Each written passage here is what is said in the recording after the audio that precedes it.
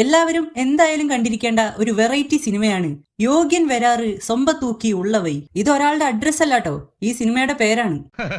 നല്ല പേര്. സിനിമയുടെ പേര് പോലെ തന്നെ ഒരുപാട് യോഗ്യന്മാർ അഭിനയിച്ച ഒരു പടാണിത്. ഈ വടക്കുപട്ടിയും തെക്കുപട്ടിയും ആദ്യം ഒറ്റപ്പട്ടിയായിരുന്നു. അതായത് ഇത് രണ്ടും ഒരു ഗ്രാമമായിരുന്നു. വലിയൊരു ദുരന്തം കാരണമാണ് ഈ ഗ്രാമം കിഴക്കേടത്തും പുത്തേടത്തും എന്നിങ്ങനെ രണ്ടായിട്ട് മാറിയത്. എന്താണ് ആ ദുരന്തം? ഒന്നുമില്ല. വടക്കുപട്ടി ഗ്രാമത്തിലെ നാട്ടാമ്മ എല്ലാ ദിവസവും ഒരു പുഴയിൽ നിന്നാണ് കുളിക്കാറ്.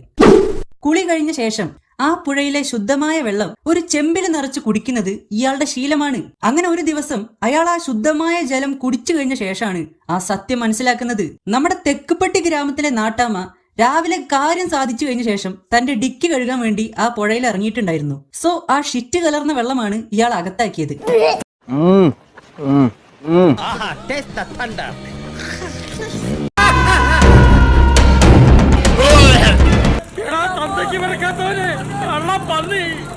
അങ്ങനെ ഈ ഒരു സംഭവത്തിന്റെ പേരിൽ രണ്ടുപേരും പിരിഞ്ഞു. അങ്ങനെ രണ്ട് ഗ്രാമങ്ങൾ ഉണ്ടായി, വടക്കുപട്ടിയും തെക്കുപട്ടിയും. ഇതൊക്കെ ഏത് പട്ടിയാണോ എഴുതി വിടുന്നത്?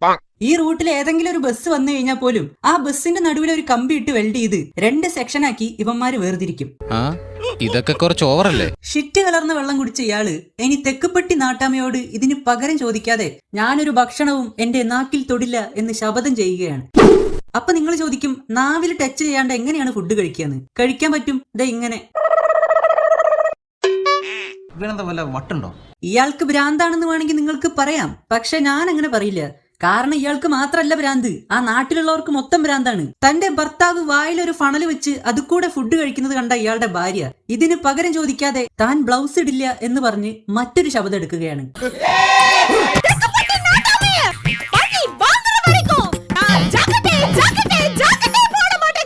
ഈ പെണ്ണുമ്പോഴൊക്കെ വീട്ടിലിരുന്നാ പോരെ.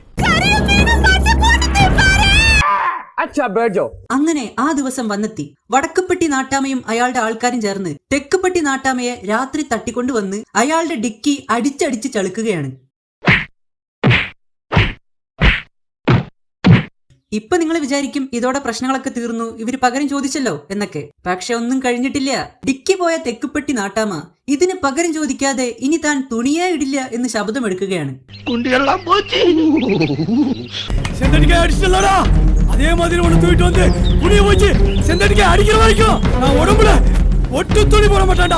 നീ ഒരു സൈക്യാട്രിസ്റ്റിനെ കാണുന്നത് നല്ലതാ. ഭ്രാന്താണെന്നല്ല ഞാൻ പറയുന്നത്.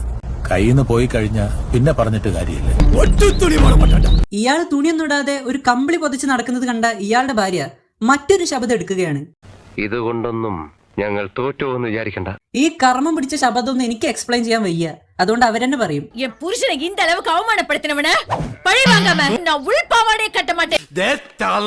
ഇത് ഏതവനാടാ ഇതിന്റെയൊക്കെ സംവിധായകൻ? ഈ തെക്കുപട്ടി നാട്ടാമ്മ അയാളുടെ നാട്ടിലെ പ്രശ്നങ്ങൾക്ക് പരിഹാരം കണ്ടെത്തുന്നത് ഇങ്ങനെയാണ്.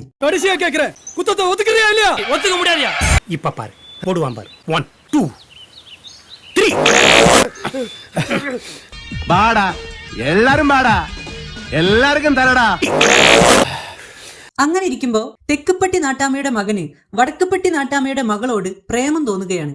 അവർ ആരും അറിയാതെ ഒരുമിച്ചിരുന്ന് ഓരോന്ന് പറഞ്ഞുകൊണ്ടിരിക്കും. അല്ലാതെന്താ?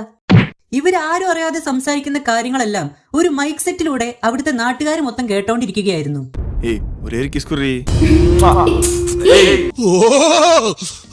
അങ്ങനെ രണ്ട് പട്ടിഗ്രാമങ്ങളും ഒന്നാവാൻ വേണ്ടി ഇവരുടെ കല്യാണം നടത്താൻ രണ്ട് പട്ടി നാട്ടാമകളും തീരുമാനിക്കുകയാണ്. പക്ഷെ പെട്ടെന്ന് എവിടെന്നോ കെട്ടിയെടുത്ത മിലിറ്ററിക്കാരനായ പെണ്ണിന്റെ ഏട്ടൻ വന്ന് ഓരോന്ന് പറഞ്ഞ് അത് കൊളാക്കും. പിന്നെ ഇതിന്റെ പേരിലൊരു ഫൈറ്റാണ്. ഇതിന്റെ ഇടയിൽ നമ്മുടെ തെക്കുപട്ടി നാട്ടാമ അയാൾക്ക് ജന്മനാ കിട്ടിയ സൂപ്പർ പവർ പുറത്തെടുക്കുകയാണ്.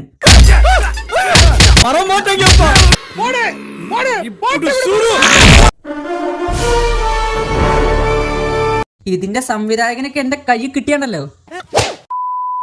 അങ്ങനെ പെണ്ണിന്റെ ഏട്ടൻ പെട്ടെന്ന് നല്ലവനാവും, ഇവരുടെ കല്യാണം നടക്കും. പക്ഷേ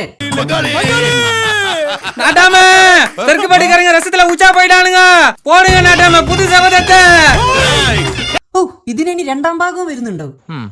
അത് നിന്റെ അപ്പം കാണും. ഇവന്മാർക്കേ കയ്യിലുള്ള കാശ് എങ്ങനെ ചെലവാക്കേണ്ടതെന്ന് അറിയണില്ല. അതിന്റെ കഴപ്പാണ് ഈ കാണുന്നത്. അവന്റെ ഒരു തെക്കുപട്ടിയും വടക്കുപട്ടിയും ഓരോരോ നടരാജ വിഗ്രഹങ്ങളെ யோக்கியவரா யோக்கியவரா சொம்ப தூக்கி உள்ளவை